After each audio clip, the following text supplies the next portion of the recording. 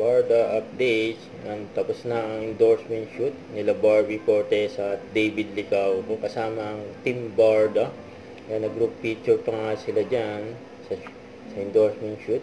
Game na game din si Daddy Tony sa likod eh. And Team Barbie at Team David.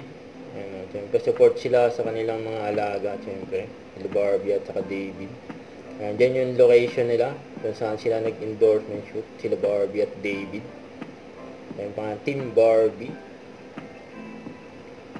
Magkasama uli ang Barda ng endorsement shoot. Yung pang is our endorsement shoot nila Barbie at David. Si David kasama ang kanyang handler. Hi everyone, sa lahat ng mga sumusuporta sa akin, super appreciate you guys for praying for me for my operation, and sana happy kayo lahat, and okay na yung prayers, focus na kayo sa mga sarili, and God bless you guys. Thank you.